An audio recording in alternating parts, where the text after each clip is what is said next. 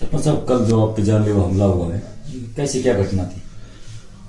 मैं सबसे पहले तो आप यहाँ पहुँचे उसके लिए आपका हाथ जोड़ के नमस्कार करता हूँ, तहे दिल से धन्यवाद करता हूँ आपकी टीम का, आपके चैनल का। 2 साल पहले मैंने एक सीवर लाइन दबवाई थी और चेयरमैन से रोड बनवाए थे ढाणी में। उसमें बाड़खी है का है धोड़िया गुज्जर, जो अपने आप को जैसे सरपंच समझता है लेकिन है नहीं, सरपंच लेडीज की सीट है। उसे वैसे मेरी आपसी कोई पर्सनल कोई रंजिश भी नहीं है, झगड़ा झट्टी भी नहीं है जी। वैसे ही इन जो स्टार्टिंग में चुनाव हुए थे उस टाइम पे जो ढाणियों के वोटर थे उन्होंने एक सभा बुलाई, पंचायत बुलाई और उसमें मेरा समर्थन किया, जिसमें 400 से 450 वोट थी। सभी लोगों ने मेरी एक तरफा वोट डाली। उन ढाणियों में न तो पानी, न बिजली थी, न पानी था। और अब उन लोगों ने इतना मेरा सहयोग किया तो मेरा फर्ज बनता था, ना ही उसमें रोड था। अब वो जो है चीजें, जो जमीन थी वो लोगों ने खरीद रखी, तब अपने मकान बना रखे थे। अब उनको जाने के लिए भाई पीने के लिए पानी भी चाहिए, बिजली भी चाहिए, रास्ता भी चाहिए और रास्ता भी चाहिए। एक रास्ता है जो 27.5 फुट का है, 5 कदम का है, जो नोएडा की ढाणी से नहीं, गुजरों की ढाणी से पीलिया की ढाणी जाता है।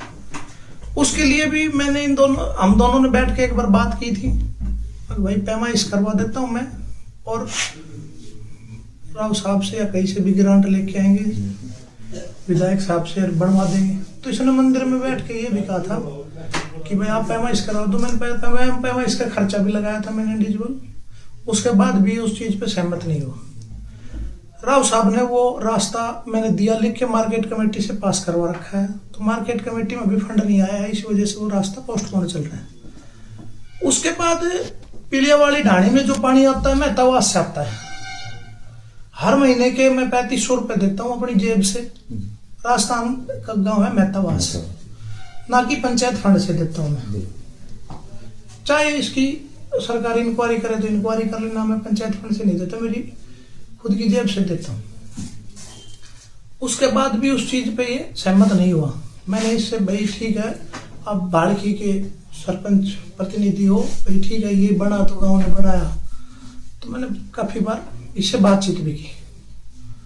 उसके बाद ये नहीं माना, तो वो रास्ता मैंने राव साहब को मार्केट कमेटी से पास करवाने के लिए राव साहब राविंद्रजीत सिंह जी ने पास करवा दिया।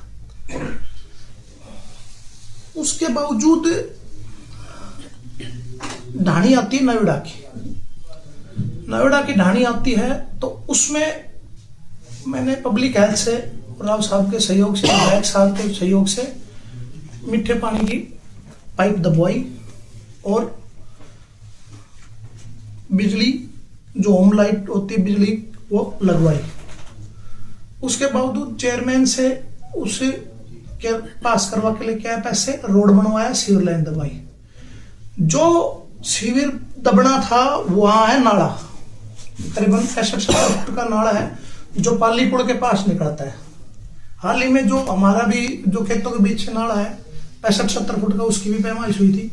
वो सीवर लाइन उस पानी में, वो पानी की जो सीवर लाइन थी उसमें डालना चाह रहा था मैं 2 साल पहले, भाई नाले में डली रहे। इसने उस पर ऑब्जेक्शन कर दिया था।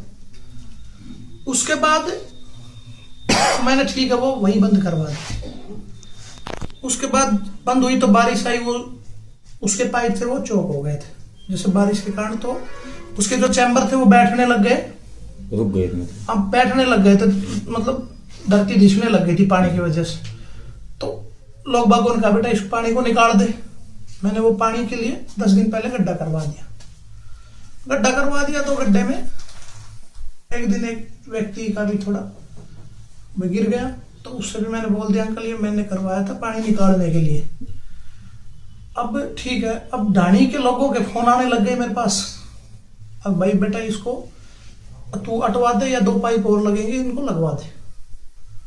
ठीक है, मैं बोला ठीक है जी, मैं जेसीबी भेज देता हूँ। मैंने मशीन भेज दी, रात को फ्री हुई थी जेसीबी मशीन मेरी, मैंने भेज दी। ढाणी से राजेंद्र का फोन आया था, और भी काफी लोगों के आए थे, शादी वादी भी है उनके भी आए थे। तो मैंने कहा भाई जेसीबी वाले से एक वो जो पाइपलाइन दबाता तो भाई उसको ठीक करिए और ऐसा करिए जो पानी निकल जाएगा। अब उसके बावजूद वहां मशीन गई तो ये वहां आ गया। तो राजेंद्र का मेरे पास फोन आया कि भाई ना तो गड्ढा बंद करने दे रहा ना खोदने दे रहा है। तो उनका क्या है कि आपसी जमीन का विवाद चल रहा है। इसने मतलब कहीं बनिए वनिए रहते बाहर, तो यहाँ के जो जोता है 100 साल से जोता है उनकी जमीन की मलकियत बोलती थी बनियों के नाम। ये कहीं 5-7-10 लाख रुपए में ले आया और उनके साथ दादागिरी करता रहता है 24 घंटे, उनको दबाने की कोशिश करता है। तो उनकी भी कोई 4 किले थे, उनकी भी ये मलकियत ले आया जमीन की। उसके बावजूद इनका पहले झगड़ा भी हुआ था। तो मेरी ग्राम पंचायत के था, तो मैंने भाई जाके किया नहीं थाने में भी गए, चौकी में भी गए, मुकदमा भी दर्ज है। मेरे ग्राम पंचायत बैठी थी, भाड़की की बैठी थी। तो इसने साइड में ले जाके भी कहा भाई मेरा फैसला करवा दे प्रशासन के थ्रू। मैंने कहा भाई मैं नहीं करवा सकता, हमारे गांव के बड़े बुजुर्ग हैं, उनसे आप माफी मांग लो और आप अपने कोर्ट के थ्रू लड़ाई लड़ो। मैंने इस चीज में मेरे गांव वालों का सहयोग किया था। हालांकि वैसे इससे मेरी कोई दुश्मनी नहीं, इनके परिवार से भी अच्छी बैठा उठ थी। इससे मेरी 15 दिन पहले मांगने भी बात हुई थी किसी जमीन के सिलसिले में। उस टाइम पे भी अच्छी बात हुई थी मेरी इससे, ये नहीं कि भाई झगड़े वाली कोई बात हुई थी। 10 दिन पहले हम चौकी में भी SHO साहब ने बुलाए थे सभी सरपंच, वहां भी मेरी बात हुई थी भाई ढाणी के हैं, इनमें पानी रोड की सुविधा करवा देते हैं दोनों भाई मिलके। मेरे मन में इसके प्रति कोई बात भी नहीं थी। तो उन राजेंद्र का फोन आया और उसका भाई विजय था और भी धर्मा था, उनका फोन आया। तो मैंने बोला भाई मैं आ रहा हूँ। मैं कहीं कुंड के ऊपर अंकल की डेथ हो रखी थी, वहां बैठा था मेरी फैमिली के साथ, अकेला वहां से चल दिया, फैमिली को ऑफिस के पास छोड़ दिया। उसके बावजूद मैं वहां पहुंचा, जहां रास्ता ब्लॉक था मैं उस साइड से पहुंचा। वो धानी वाले थे, वो मेरा परली साइड से वेट कर रहे थे। मैं जैसे ही वहां पहुंचा मैंने गाड़ी खड़ी करी, मैं अकेला था। इसने क्या किया, दौड़िया और सुरेंद्र, जिसने सीधी मेरे सर में राड मारी, बोलने भी नहीं दिया। और भी लोग थे, आप उनसे भी पूछ लेना, जो दाएं बाएं थे बेचारे बुढ़े बुढ़ी थे, आए नहीं साइड से। ऑपरेटर भी था JCB का, वो मशीन में बैठा था। इसके दोनों लड़के भी थे, इसका भाई था, एक प्रकाश नाम का भी था, और इसके एक रिलेटिव रिश्तेदार भी था। इसने चोट मारी। मैंने बोला भाई मैं झगड़ा करने थोड़ी आया हूँ, मैं तो बात करने आया था। इसने बोला ये है वो है, उल्टी सीधी बातें बोल के। मैंने कहा ठीक है भैया अब आप मार लो भाई, मारने लग गए तो, जब एक मार दिए तो आप मारो। तो इसने जैसे मेरे सर में चोट आ रखी है, ये 7-8 तक आ रखे हैं सिर में, काफी ब्लडिंग हुई। फिर उसके बाद इसने मेरा जैसे हाथों पे चोट मारी, पैरों पे चोट मारी, पैरों पे चोट लगी हुई है, दोनों पैरों पे लगी हुई है चोट। उसके बावजूद मैं बेहोशी के हालात में वहां पड़ा था। वहां से मेरे को ढाणी के लोग थे, राजेंद्र, वो लेके हॉस्पिटल में आए। उसके बावजूद यहाँ मेरा जो वीरेंद्र हॉस्पिटल में ट्रीटमेंट चला। अब मैं वीरेंद्र हॉस्पिटल में मौजूद हूँ प्रेजेंट में। भाई मेरे को ये है कि आप लोग यहाँ आए हो, गांव में भी जाके पूछो और सभी जगह जाके पूछो भाई मेरा काम कैसा है। मैं तो लोगों की सेवा कर रहा था, उसके बदले में ये जैसे तोहफा ही मिला एक प्रकार से।